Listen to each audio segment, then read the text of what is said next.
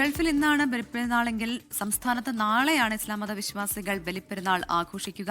പെരുന്നാളിന് മണിക്കൂറുകൾ മാത്രം ബാക്കി നിൽക്കെ മലബാറിന്റെ വാണിജ്യ കേന്ദ്രമായ കോഴിക്കോട് മിഠായി തെരുവിൽ വൻ ജനത്തിരക്കാണ് അനുഭവപ്പെടുന്നത്.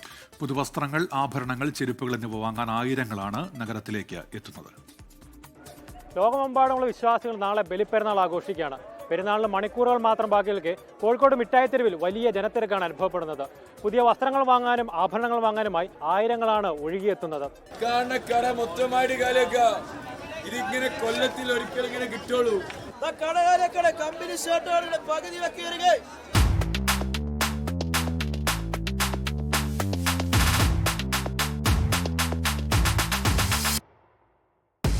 എല്ലാം എന്താ വാങ്ങിച്ച് നല്ല നല്ല സാധനങ്ങളാണ് വാങ്ങിച്ച്. കോഴിക്കോട് തെരുവിലാണ് ഇപ്പോൾ ഞങ്ങളുള്ളത്. എന്തായാലും ഇൻഷാ അല്ലാഹ് ഈ പെരുന്നാൾ വലിയ പെരുന്നാൾ അടിപൊളിയാക്കിയിട്ട് ഞങ്ങൾ കഴിക്കും.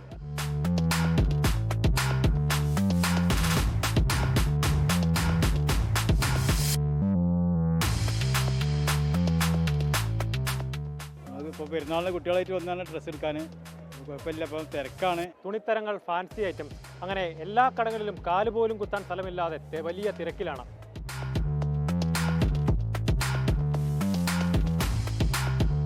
ഇപ്പോൾ ജീൻസ് വരുന്നുണ്ട്, ജീൻസിൻ്റെ ഷർട്ട് വരുന്നുണ്ട്, പിന്നെ ലിനൻ പാൻറ്, ലിനൻ ഷർട്ട്, അതൊക്കെയാണ് കൂടുതലും ഇപ്പോൾ മാർക്കറ്റിൽ സെയിലാണ്. ഞങ്ങൾ അതിന് മാത്രമായിട്ട് സ്പെഷ്യലൈസ് ചെയ്തിട്ട് ഇപ്പോൾ അത് സെയിൽ ചെയ്തുകൊണ്ടിരിക്കുകയാണ്.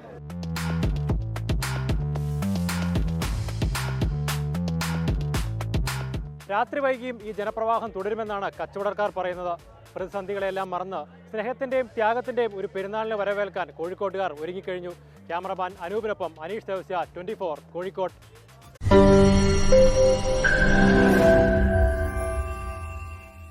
ലോകത്തെവിടെയായാലും ഏത് സമയത്തും 24 വാർത്തകളും ഓഗ്മെന്റഡ് റിയാലിറ്റി പാക്കേജുകളും എക്സ്പ്ലെയിനറുകളും വിശദമായി കാണാൻ ഞങ്ങളുടെ യൂട്യൂബ് ചാനൽ നിങ്ങൾക്ക് സബ്സ്ക്രൈബ് ചെയ്യാം.